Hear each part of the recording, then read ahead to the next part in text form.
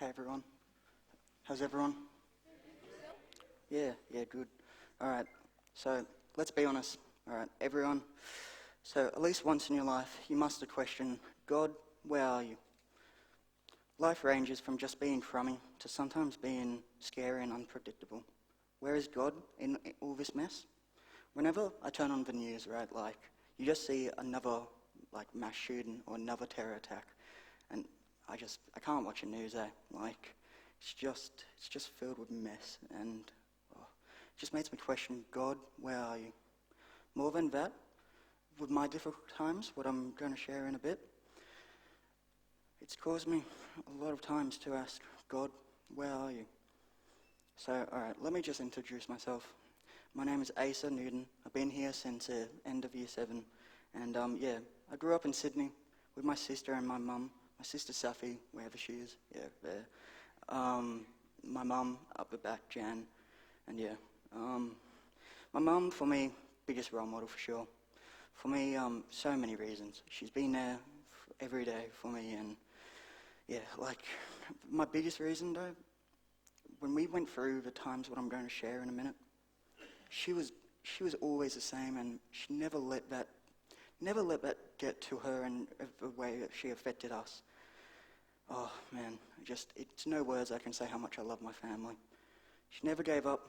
Without her in my life, I would not be like what I am today. She just taught me everything I know. So anyway, growing up in Sydney, Mum and Dad split up when I was pretty young, and as many of you guys know, if your parents have split up, it's hard because you only see, one of your parents for a week and then the other one on a weekend, or in some other cases you don't see them at all. And for me, it was hard, but despite this, I think it was for the best. Love Dad. I go down to Sydney to see him a bit, but they had to break up. Dad was an alcoholic.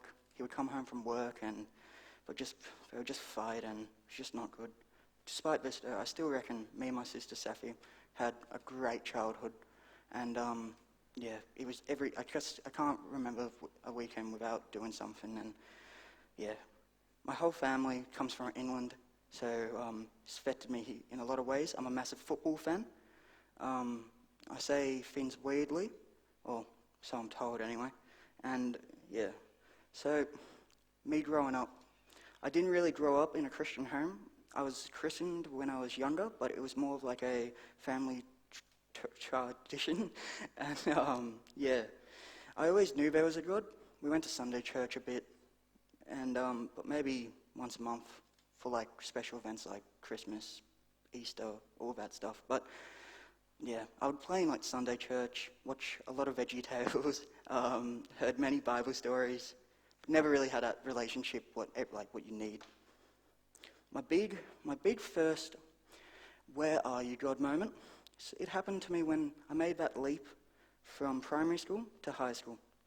This leap is very hard, and I think me as a senior, I did forget before I was writing this again, but it is very hard.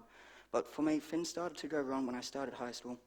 All my mates from my primary school went to another school, another high school than me, and life as a year 7er started off the worst way it possibly could. When I was in primary school, I probably got a detention once, twice, like hardly ever.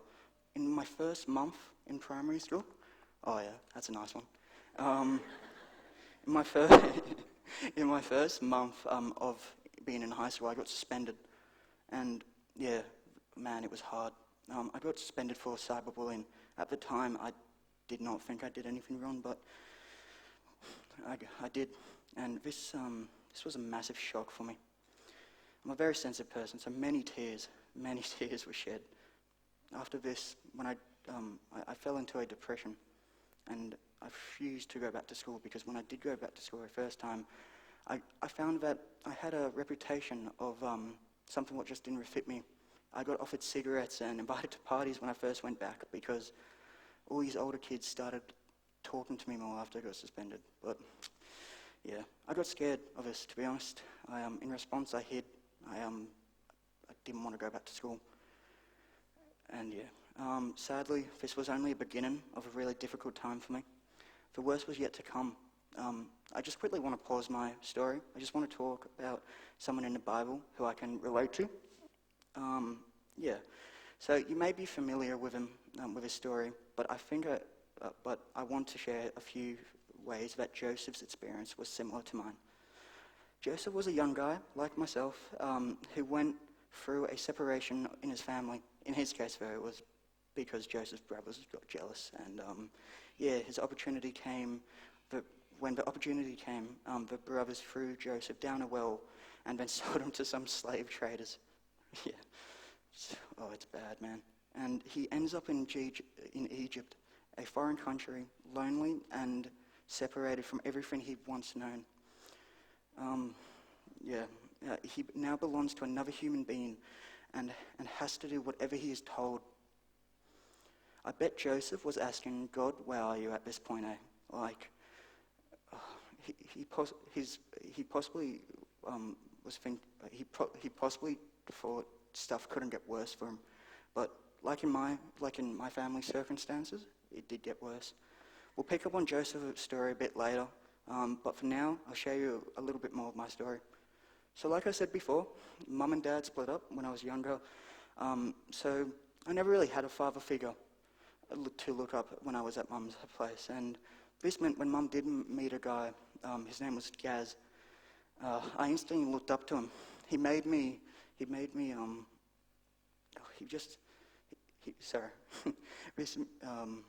I instantly looked up to him. He made Mum laugh, he made Safi laugh, and he made me laugh. I loved him so much, and at first it seemed like he was going to be Dad 2.0, better dad. And this was around the same time that I was going through problems at high school. Gaz was living with us for a little bit, and for a year or so, and his whole family lived over in Perth. So he pretty much talked us into going over there with him, because think about it, didn't want to go back to school. Safi was in primary school, and Mum was wanting a new life. So so within a couple of months, after living in Sydney for all my life, Mum living there for over 24 years, we moved over to Perth.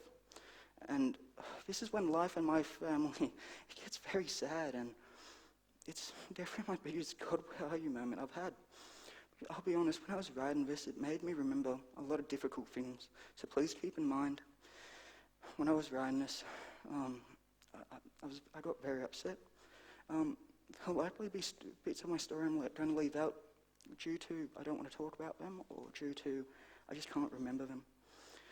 On our first night in Perth, we got there at Gaz's parents' place, and man, I was so stoked. I was happy as I went to bed just feeling like, woo, a new life, This happiness stopped. Yeah. I was woken up in the middle of the night on our first night by Mum running in to my room, and I slowly opened my eyes, and I saw my beautiful mother covered in blood from a hit what Gaz hit her a lot of times. I didn't fully understand at the time what was going on, and what I'm about to say is probably my biggest regret I've ever had. But guess what I said when I saw this? I didn't say, "Mum, are you alright?" I said, "Mum, get out." Told her to get out of my room. Imagine that. Your own child who you've raised by yourself, with no father figure, or no other one to support you. You go to him with a time when you need him the most, and what does he say? He says, "Get out." Oh man, I couldn't comprehend what just happened. I looked at Gaz like a superhero, remember. I looked at him as Dad 2.0. Never in my wildest dreams I thought he would ever do anything so low and disgusting as what he did. After Mum left my room, she went to a bathroom to clean herself up. I just found out this the other day. Safi actually told me. Safi and Mum told me. When I said get out, she went to a bathroom. Safi actually found her later that night in a pool of her own blood. And Safi helped clean her up. And man, I'll never regret I regret turning my mother away that night, not realising what she was going through. Probably one of the worst memories I'll ever have, to be honest. The next day, Mum went to a police station. And if you think it couldn't get worse, well, it was actually my sister's birthday on that day. And yeah, to try to sort out what happened, we couldn't really do much at this stage.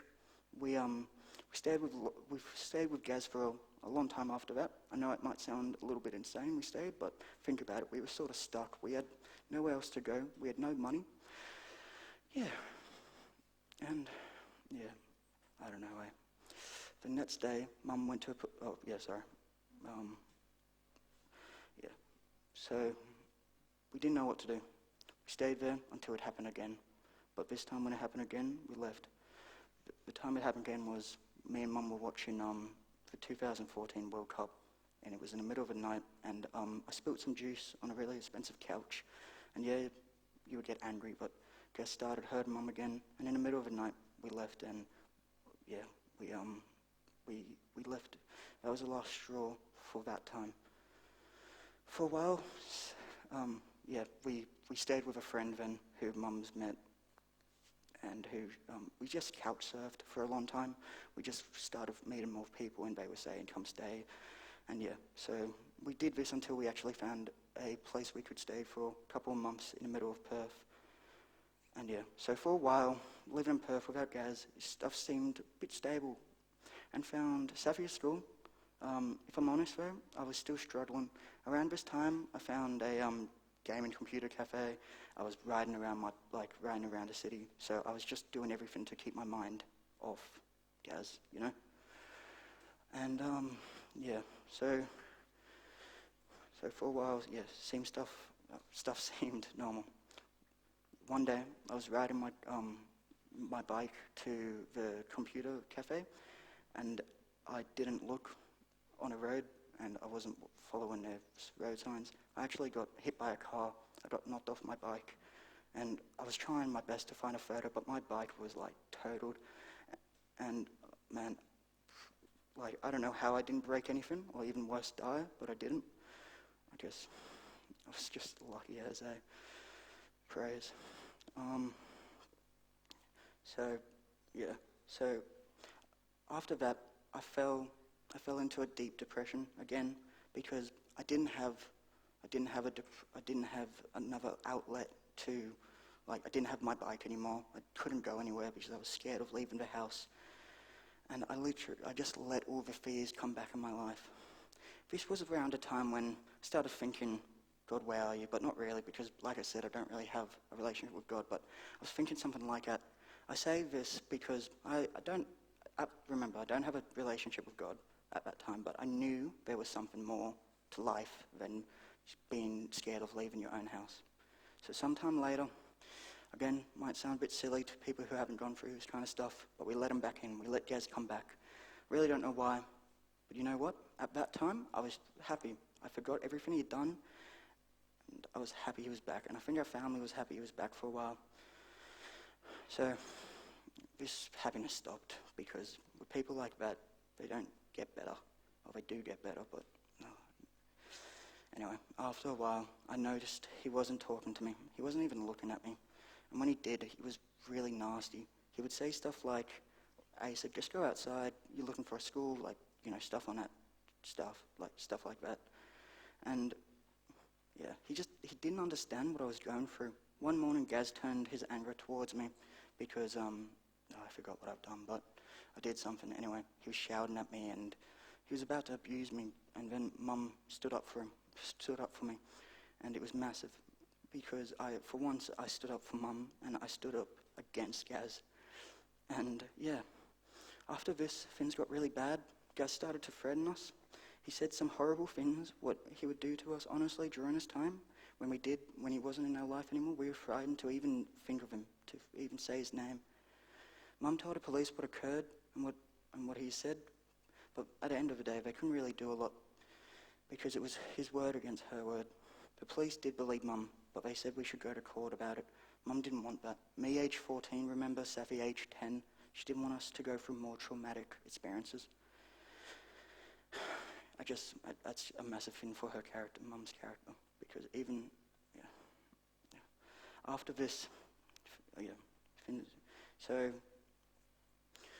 Yeah, so this was one of, this was, so, sorry. Mum didn't want us to go through, she didn't want us to go through trauma. This was hard. This was hard part of my life. I just want to pause again with a story. I just want to talk about Joseph's story again. As a slave, Joseph did his best, and he was soon to put in charge of one of the most important households in Egypt. But like I said earlier, things went from bad to worse for Joseph. Joseph was accused of something he didn't even do, and he ends up in an Egyptian prison. So now he's not only a slave in a foreign land, he's doing time for a crime he didn't even commit. Joseph isn't just in there for a few weeks or months, but he was there for much longer. God uses Joseph to interpret the dreams of Pharaoh's baker and chief cupbearer. I'm not saying that right, but good enough. While he's in prison, and everything happens as Joseph tells them. Joseph asks the chief cupbearer to mention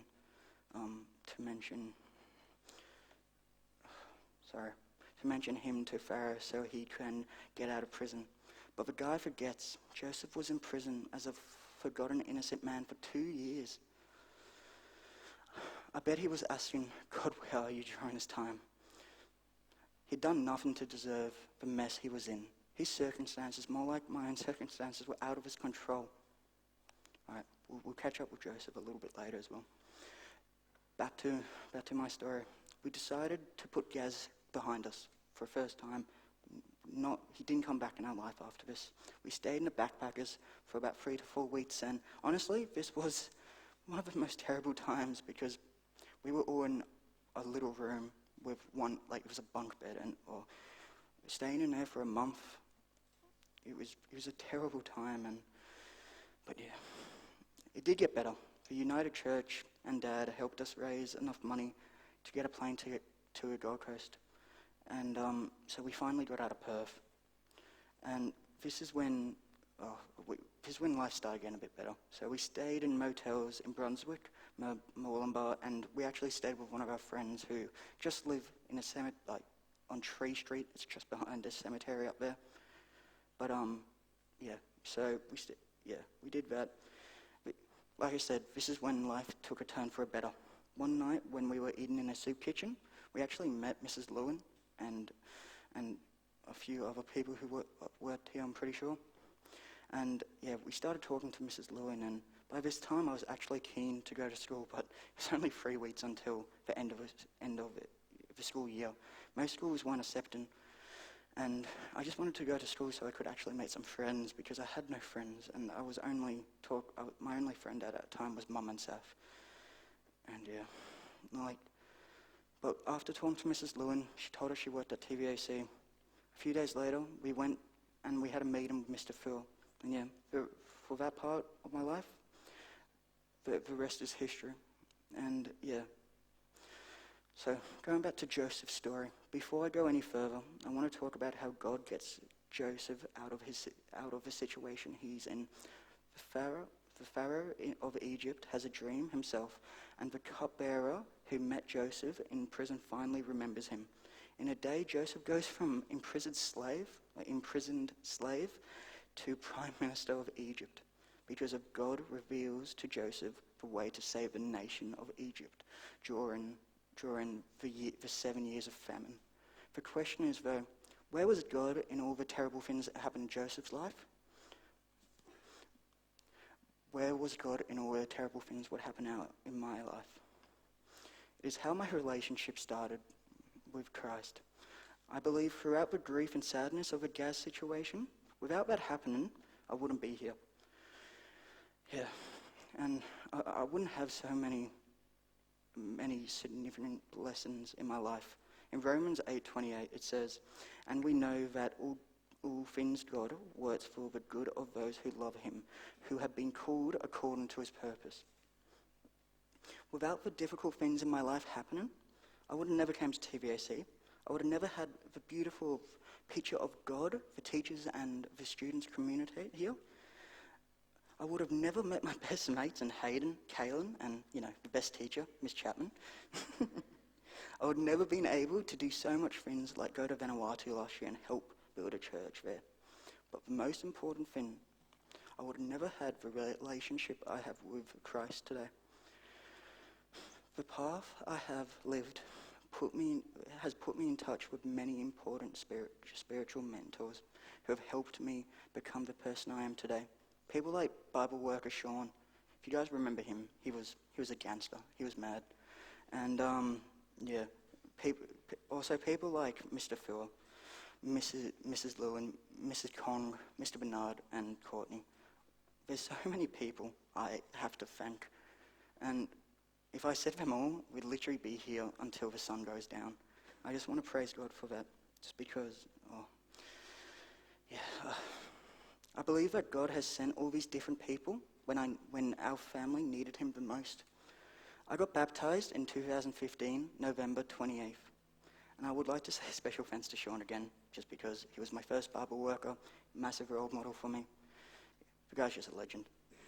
And looking back on Joseph's journey, let's just look back at it.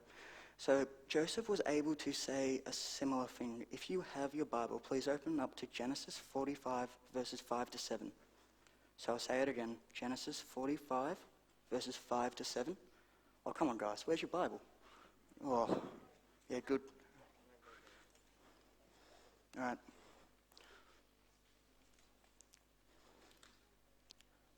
You want me to say it again? All right, I'll say it again. Genesis 45, verses 5 to 7. Starting on your head, if you're there. Yeah.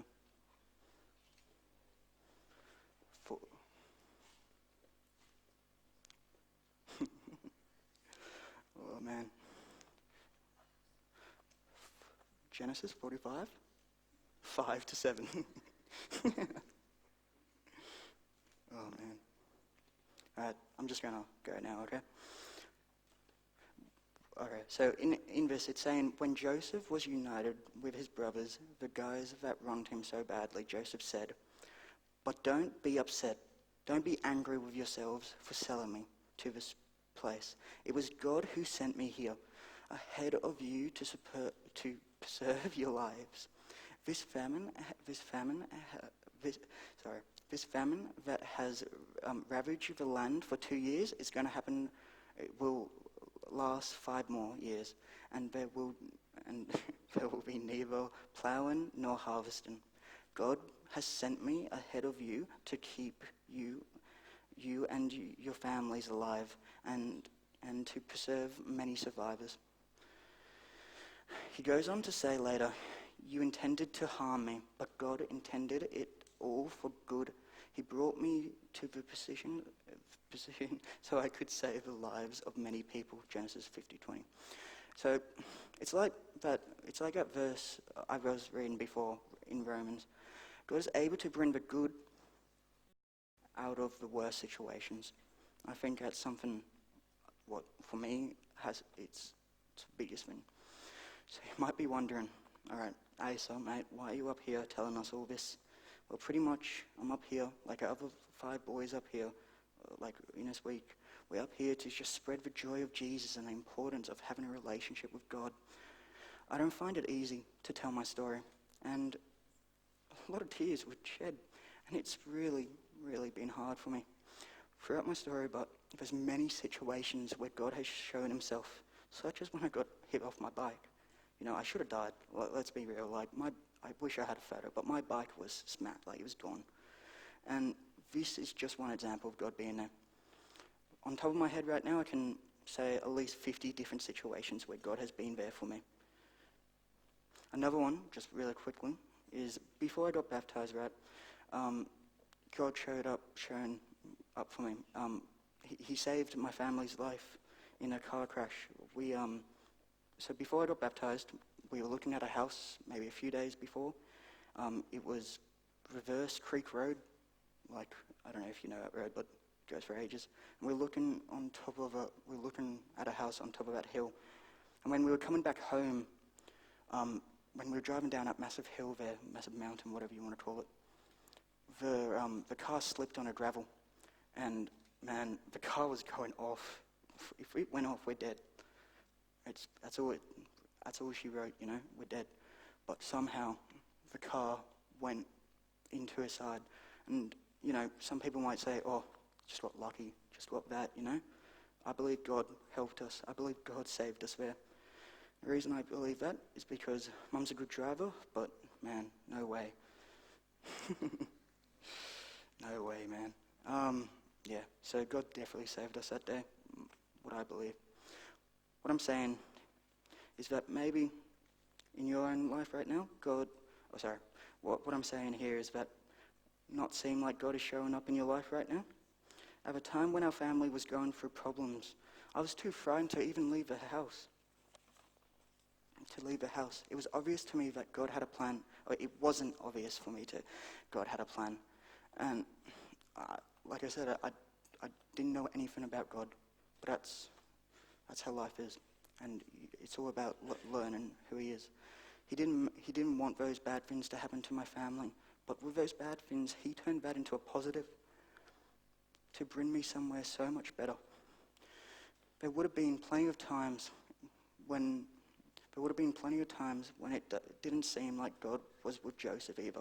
He spent many years alone, isolated, and probably wondering how on earth this could be God's plan. But multiple times, usually at Joseph's lowest points, the Bible records that God's with Joseph. When he was sold as a slave, Genesis 39 verses 2 and 3, when he was thrown into prison, Genesis 39 verses 21, 23, each step of the way, God was with him. It's easy to say this, especially looking back on Jesus' entire life. So in the Bible, we can look at his entire life. But the point I want to make here is that with all our lives, we're not done them yet. We're just at a start. We're just at the start of our journey. And each step of the way, it's harder to do this in our own lives, especially because we're young and our story isn't over. It's just beginning. And I just wanted to ask you, what do you want your story to be? Do you want to see God come through for you in your own life? Don't abandon him. When you're in the low places, maybe you're only halfway through the story. Maybe at a moment your relationship with God isn't the best. And trust me, I'm the same. I sin so much, it's not funny. But at the end of the day, we all do. None of us are perfect. We're just so lucky that Jesus died for our sins. We're just so lucky. He walks with us so we can learn and improve. But something to remember too is that even if you don't have a relationship with God, He's still there. When I didn't know God at all, he was there. I didn't know who he was, but he was there.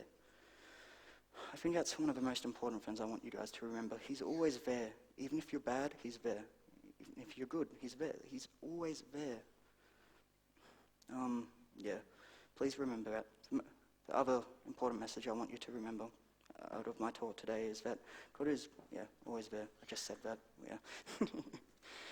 But yesterday Zane shared Jeremiah 29 verse 13, which says, "And you will seek me and find me when you search for me with all your heart."